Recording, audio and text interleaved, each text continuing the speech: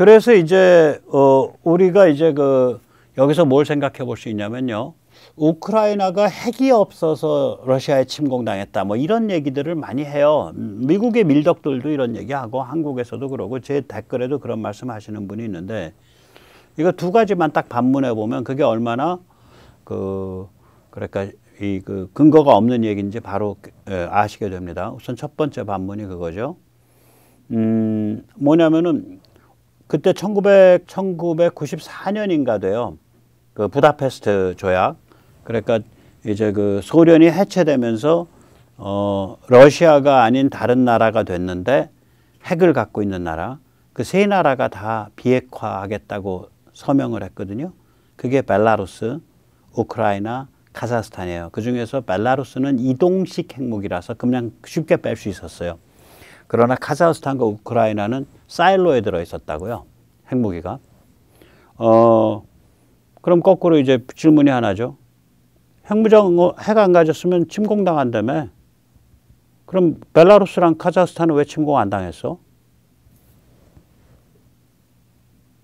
그렇잖아요. 그러니까 우크라이나가 침공당한 원인은 비핵화 핵무장을 안 해서가 아니라 핵무장을 내려놔서가 아니라 자주국방과 개혁을 하지 않은 채로 탈러시아 유럽화를 추진했기 때문이에요. 그런데 핵을 내려놓지 않았었으면 탈러시아 유럽화를 시도조차 못해요. NPT에 가입을 안 했는데 탈러시아 유럽화를 끼워주겠어요? 그래서 이게 첫 번째 반문이 그거죠.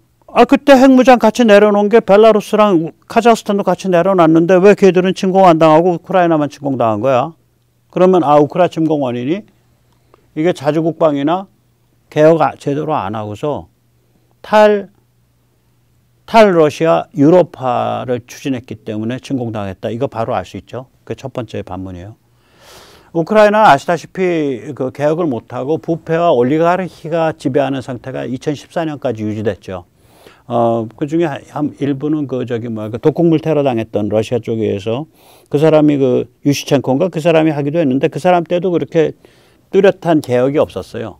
그러다가 1차 침공, 2014년에 1차 침공이 있고 나서 포로셴코 대통령 때 이제 좀 개혁을 했죠. 개혁이라기보다 이제 사회적인 개혁은 못하고 외교적으로 반러고 군사적으로 이제 서방이 훈련을 하고 좀 일부 무기가 지원되는 그런 상태였었어요. 지난 한 8년 동안이.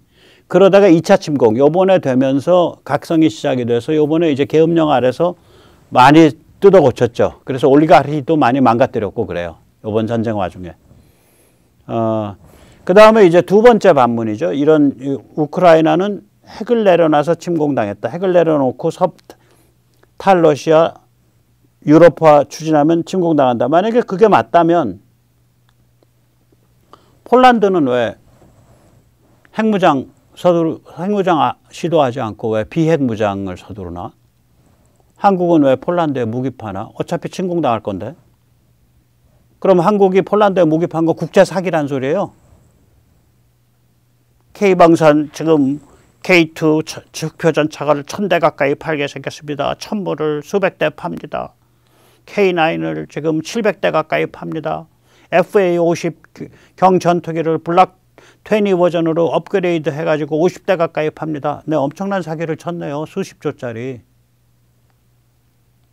그 국제 사기범이네, 전부.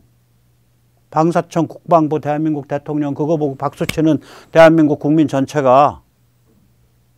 두 번째 반론이에요, 제가. 요번에 또 사기를 더 치려고 이제 루마니아도 사기 친다는 거 아니야? 그러면. 이 관점이라면. 핵무장 없으면은 침공당한다며. 그럼 폴란드도 침공당할 거고 루마니아도 침공당할 거 아니에요? 유럽화, 탈러시아화를 추진하는 나라들이니까. 근데 어차피 침공당할 때 뭐하러 우리가 무기 팔고 있냐고. 국제 사기질 치고 있네, 한국인 전체가. 현대로템 대표이사가 사기 두목 중에 하나고, 하나 대표이사가 사기 두목 중에 하나고, 방사청장이 사기 두목이고, 예, 국방부 이장관은 사기 왕두목이고, 윤 대통령은 국제사기단의 회장이고, 한국인 전체는 국제사기단 멤버고, 이게 뭐예요, 지금? 말이 안 되는 소리죠. 그러니까 그런 얘기는 하시면 안 돼요. 네. 거꾸로, 우크라이나가 만약에 한국, 폴란드와 같은 독침 전략, 다시 말하자면 비핵 첨단 무기 중무장을 취하면서 개혁을 했더라면 침략당했을까? 안 당했습니다. 다시 말하자면 지금 한국의 군사사상과 전략이 맞습니다. 비핵 무기를 가지고 대중 독침을 만들고 대북 압도를 하고 대미 화이부동, 즉 다시 말하자면 미국과 연동하지만 미국과 일체는 아닌, 그래서 여차할 때 미국이 반대하거나 말거나 중국이나 북한에 대한 조치를 우리가 취할 수 있는 그런 힘, 그게 대미 화이부동이거든요. 화, 같이 잘 어울려서 같이 연동하는데 부동, 예, 동일한 한 몸뚱은 아니다. 그 서로 독립성을 상대적 독립성을 갖고 있다. 뭐 그런 거죠. 그게 맞는 거예요. 핵무기 남의 떡이 커 보인다고 그렇게 침 흘릴 일이 아니에요. 우리께 맞는 거예요. 지금까지 해온 게. 예, 첨단 비핵 무기로 대중 독침, 대북 압도, 대미 화이부동하는 그 군사자산과 그 전략이 맞은 거예요. 자, 4대 원칙의 세 번째, 그러니까 첫 번째 원칙이 뭐였냐면 자체 핵무장은 안 된다. 두 번째 원칙이 뭐냐면은 미국의 그 확장 억지력을 활용한다. 세 번째 원칙, 한미일 삼각체제를 강화한다. 예, 여기 보면 이제 이제야 일본이 군사력 강화에 나서고 있죠. 화들짝 놀라가지고 북의 핵과 미사일이 진행이 되니까 일본이 한 2000년경까지는 아주 태평했어요. 지금도 뭐 방위비가 1% 이런데, 아니 중국과 같은 무시무시한 나라, 북한과 같은 무시무시한 도발꾼을 앞에 두고 1% 쓰고 있다는 얘기는 뭐예요? 거꾸로 말하면. 그래, 한국과 미국이 잘 막아봐. 우린 그냥 편하게 탱자탱자 살게. 세상이 좀 더 어지러워져야 우리가 좀 숨 좀 쉴 것 같은데. 한번 미국이 좀 당해봐야지. 중국 빨리빨리 커. 북한 너희 빨리빨리 사고 좀 쳐. 이런 심보 아니면 어떻게 그렇게 해왔냐고. 그러다가 이제 급해지니까 이제 앞뒤 안 가리고 막 튀어들고 있어요. 그래서 2022년 12월 방위 전략을 수정했죠. 이 방위 전략 수정의 이제 핵심은 뭐냐면 원격 타격 능력입니다. 장거리 미사일 전력입니다. 국방비를 GDP의 2%까지 올린다 그러죠. GDP 2%가 되면은 연간 한 70조 원쯤 됩니다. 2027년까지. 그때가 되면 우리도 한 60조 원이 훨씬 넘을 거예요. 그래서 우리랑 또 비슷하게 갈 겁니다. 네. 이제야 일본이 자기 자리를 들어온 거예요. 예. 우리가 이제 일본을 문 대통령은 이제 국민들의 이제 반일 감정이나 어떤 그 설익은 그런 반일 감정을 이제 고려를 하니까 일본이 이렇게 나가는 걸 다 이해한다. 뭐 그 정도 표현인데, 백모 같으면 거꾸로 일찍부터 그랬어야지. 그래서 이게 전부 일본의 이제 강화인데요. 말하자면 허겁지겁 이제 원격 타격 능력을 키우는 거고, 그 다음에 두 번째로 우리가 이제 여기서 핵심은 뭐냐면, 일본은 무임승차로 내버려두면 안 된다. 예, 그런 겁니다. 그래서 이제 지금 보시고 계시는 건 일본이 비밀리에 개발을 추진하고 있는 이제 스크램젯 초음속 순항 미사일인데요. 니케이 보도에 의하면은, 스크램젯 방식이고 2023년부터 연구를 시작한다. 이렇게 나옵니다. 그리고 이제 앞에서 보신 거, 이건 이제 미국에서 토마호크 미사일을 엄청 사들이죠. 토마호크 미사일은 이제 함정, 잠수함, 지상 세 군데서 발사할 수 있어요. 함잠지에서 발사할 수 있는데 목표물은 지상 목표물이에요. 그러니까 지상 목표물을 때려요. 토마호크는. 그 다음에 일본이 상당히 좋은 12식 대함 미사일을 개발했습니다. 그러니까 함정과 지상에서 발사할 수 있고요. 함정을 타격해요. 사거리가 지금 현재 한 1000km까지 가 있는데 이걸 1500km까지 개량한다고 합니다. 예, 그래서 이 대함 미사일, 12식 대함 미사일 개량 서두르고, 그 다음에 토마호크 미사일 왕창 사들이고, 그 다음에 극초음속 미사일 개발하고, 뭐 이런 미사일 종류, 미사일 전력을 강화하겠다. 이것이 이번에 일본의 국방 능력 강화의 한 축입니다. 네. 그 다음에 이제 그 4대 원칙의 네 번째죠. 한일 간의 그러니까 미사일 방어 MD에 관한 감시 정찰 정보를 실시간으로 공유한다. 이건 뭐 명확히 밝혔습니다. 윤 대통령이 가기 전에 출사표 이미 다 밝혔습니다. 이 감시 정찰 정보가 이게 미사일 방어의 핵심이에요. 미사일이 떴다. 어느 코스로 날아가고 있다. 이게 나오면 그 다음엔 이제 그 목표한 시점에 목표 지점까지 요격 미사일을 쏘아 올리는 것만 남잖아요. 그러면 이제 그 정보를 같이 한미일이 공유하고 있으면은 한국이 맡은 구간에서는 한국이 쏘고 한국이 맡은 구간과 그 고도에서는 또 그 구간과 고도를 놓쳤으면은 일본이 쏘고 뭐 미국이 쏘고 이렇게 되는 거죠, 이게. 그러니까 MD, 미국 MD가 다 미국 MD가 아니더라도 한미일 사이에 감시 정찰 정보가 실시간 공유되면 그게 이미 MD가 같이 연동하고 있는 거예요. 그래서 지금 보면 한국의 감시 정찰 정보 ISR이라 그러죠. Information Surveillance Reconnaissance. 사실 저걸 그냥 번역하면 정보 감시 정찰이에요. 근데 이제 그러면 좀 말이 좀 이상해서 정보를 뒤로 빼갖고 감시 정찰 정보 그렇게 제가 이제 말을 만드는 거고요. 한국의 ISR과 미국의 ISR은 지금 연동을 하려고 연동 구축 중이죠. 그래서 그걸 위해서 미국이 그 본토 밖으로 우주군을 배치를 안 하는데 우주군의 상당 그 부대를 하와이에 배치를 했고요.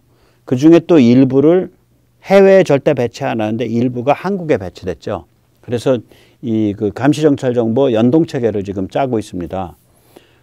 또 미국과 일본은 이걸 오래 전부터 같이 좀 해오고 있는 깊은 사이죠. 왜 그러냐면 그 요격 미사일 중에 제일 성능이 좋고 제일 비싼 그 SM-3 요격 미사일이 일본의 미쓰비시와 저기 어디야 그 레이시온의 공동 레이시온일 거예요. 로키드 마틴인가 레이시온인가 예, 공동 개발이죠 그게. 그래서 일본과 미국은 오래 전부터 해왔어요. 그러면 이제 한국과 일본이 남잖아요. 한국과 일본이 저게 합이 맞아야 저 한미일 감시정찰 정보 실시간 연동이 되는 거죠. 예, 그래서 이게 되면은 북한은 물론 중국까지 아주 손금 보듯 파악이 가능해져요. 그래서 문재인이가 그때 일본의 이제 지소미아 문제를 터뜨려가지고 지소미아를 탈퇴하려고 그러다가 미국 압력받아서 마지막 순간에 지소미아에 남았잖아요. 그리고 지소미아를 흐지부지하게 만들었죠. 군사정보 교류를.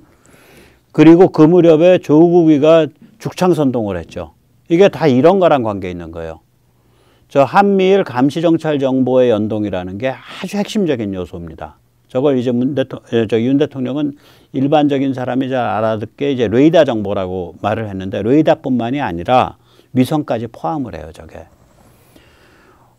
한국, 미국 사이엔 MD 감시정찰 정보의 실시간 연동이 아까 말씀대로 구축 중이고요. 네, 미국 우주군이 한국에 파견돼 있으니까 또 미국, 일본 사이에서도 이게 오래전부터 연동 체제로 발전하고 있어 왔다고요. 그럼 이제 한국과 일본 사이만 합이 맞으면은 저 삼각체제가 완성이 되는 거예요. 서로 이제 세 나라 사이에 감시정찰 정보를 하나로 쉐어링하는 게. 그러니까 지켜보는 눈이 내가 보는 거, 네가 보는 거, 네가 보는 거가 딱 하나의 데이터, 하나의 시스템에 딱 모여버리는 거죠. 네, 하나의 풀로. 굉장히 정확해지는 거죠. 한일 이 감시정찰 정보의 실시간 공유에 대해서 좀 더 말씀을 드리면 일본이 굉장히 이게 앞서 있어요. 일본에 물론 여기 민간위성까지 포함되어 있지만 민간위성 중에 군사위성이 몇 개냐, 혹은 민간위성 중에 군사적 기능을 가진 게 몇 개냐, 뭐 이런 거를 그게 뭐 극비 중에 극비이기 때문에 그냥 위성 전체 숫자를 한번 생각해 보면 일본이 위성이 208개입니다. 전 세계에서 그러니까 미국이랑 중국 다음에 미국, 중국, 러시아 다음에 일본이 많아요. 전 세계 4위예요. 한국은 32개밖에 안 돼요. 그러니까 한국이 일본의 한 7분의 1쯤 되는 거죠. 그런데 한국과 일본을 합치면 240개가 돼서 이게 무려 중국의 40%쯤 되는 거예요. 중국 611개거든요. 그런데 이게 만약에 일본의 군사위성이 증가하고 한국의 군사위성이 급증을 하면 중국과 거의 대등해져요. 지금 저희 그렇게 가려고 그러고 있잖아. 저거는 그러니까 고도가 높은 데에다가 크고 뭐 비싼 거를 많이 올리는 것보다도 굉장히 지능적으로 통신하면서 작은 애를 그 낮은 고도에 올리는 거가 빠르고 좋을 수가 있거든요. 왜 그러냐면 낮은 궤도에 올리게 되면 돌면서 이게 그 빈도가 높아지잖아요. 여러 개가 도니까. 그 대신에 낮은 궤도에 올리면은 위성의 수명이 좀 짧아요. 왜 그러냐면 지구 인력에서 점점 끌려 내려오거든요, 이게. 그런데 예를 들면 이제 지표면을 잘 관찰하는 것도 그 지표면에서 발생하는 적외선을 잘 관찰하는 거, 이게 적외도가 괜찮다고요. 적외도 예를 들면 싸위성 같은 데다 적외선 모듈 같이 올려서 하면. 그런데 일본 거랑 한국 거가 만약에 연동을 하면 지금 아마 그 국방부의 저거가 10분 간격이거든요. 한 뭐 몇십 개 올려가지고 이게 이제 지구 자전보다 빨리 도니까 10분 간격으로 한 번씩 관찰한다는데 그게 이제 일본 거랑 같이 하고 서로 숫자가 경쟁이 붙어버리면 같이 연동을 하면 이게 뭐 3분 간격, 뭐 2분 간격, 1분 간격이 되는 거예요, 이게. 서로 그 회전하는 그 주기를 서로 이렇게 조절을 하면. 그러니까 이게 뭐예요? 그리고 이제 그 정도 올라가게 되면 벌써 이게 중국도 같이 내려다보게 되죠. 아니, 그러니까 문재인이 펄쩍펄쩍 뛰고 저게 조국이 펄쩍펄쩍 뛸만 하다니까. 아, 지금 태산으로 문재인 말에 하면 중국은 태산이고 우린 그 앞에 동산이잖아, 조그만. 지금 태산을 머리 꼭대기에 대서 일본이랑 손잡고 내려다봐. 이런 무엄한 놈들이 있나. 그런 일 절대 있으면 안 되지. 지소미 안 돼. 죽창으로 일본인 배를 찔러. 이렇게 되는 거죠. 그 다음에 이제 일본은 막강한 지상 레이더, 그러니까 JFPS-7이라는 애를 구축하고 있어요. 그리고 8척의 이지스 구축함이 있는데 우리는 이지스 구축함이 다 반쪽이죠. 탄도미사일 요격 기능이 없다고요. 이제 도입하려고 그래요. 일본은 이게 다 요격 기능이 있어요. 그 중에서 특히 구축함 8척 중에 4척은 아까 말씀드린 그 무시무시한 SM-3라는 가장 비싼 요격 미사일을 갖고 있어요. 4척은. 그래서 이게 고도 그 2척은 작년 11월에 하와이에 가서 하와이 쪽 미국 쪽에 가서 그 요격 실험을 끝냈어요. SM-3. 그 성공했다고요. 이게 고도 1000km까지 올라가는 미사일이에요. 이게. 위성도 격추할 수 있는 미사일이죠. 사실은. 한국은 발사 정보에 관해서는 일본보다 정확해요. 위치 자체가 훨씬 더 북한이나 중국에 가까우니까. 그런데 일본이 위성이나 여러 정찰 자산이 우리보다 많기 때문에 궤도 예측에 관해서는 한국보다 정확해요. 거기에 또 미국도 같이 붙잖아요. 그러니까 MD 파워가 따블로 증가하는 거예요. 한미일이 같이 딱 실시간으로 연동하면. 지금 그게 만들어지고 있는 거예요. 윤 대통령 이번에 가서 그 참 큰일 하고 오십시오. 예. 그래서 여기서 이제 잠시 이거 이제 그 아주 그 좋은 그거더라고요. 네. 지금 여기 이 가운데 점 들어와 있는데, 가운데 점 들어와 있는 데에서 이제 여기서 이제 그 구축함이 있고요. 여기서 쏴요. 쏘기는. 예. 여기서 이제 쐈습니다. 네, 올라갑니다. 여기서 쏴갖고 탄도미사일이 올라가요. 이거 이제 CG로 그린 거죠.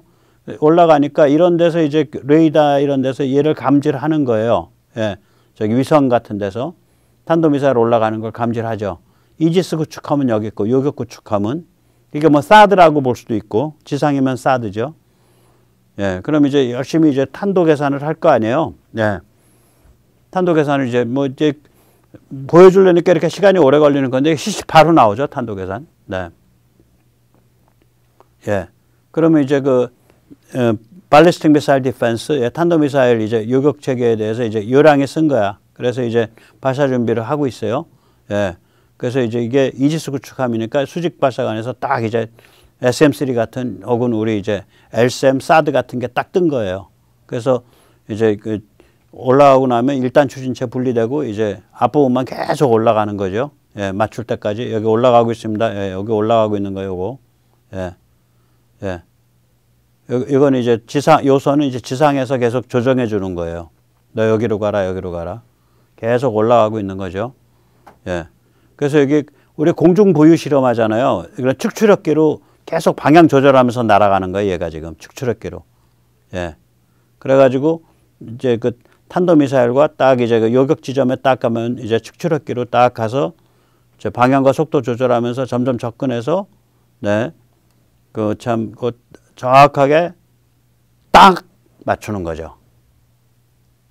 예. 이런 방식들이거든요.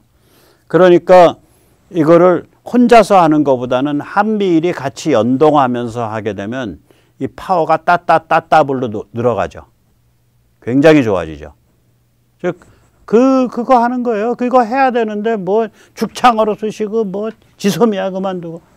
아유, 바보죠. 왜냐면 일본이 지금 그동안 팔짱 끼고서 중국 억지에 관해서 무임승차 해왔잖아요. 그걸 끌어내갖고 너도 이제 대중 최전선에서 하고 끌어내는 건데 그러니까 그 일본과 이런 거 연동할 필요가 없다고 하는 사람은 굉장히 순진한 반일하는 대중이거나 아니면 좀 알만한 사람이 그 소리 한다 그러면 이거는 실제로는 엄청난 친일이면서 동시에 종중이에요. 종북이고. 그렇죠.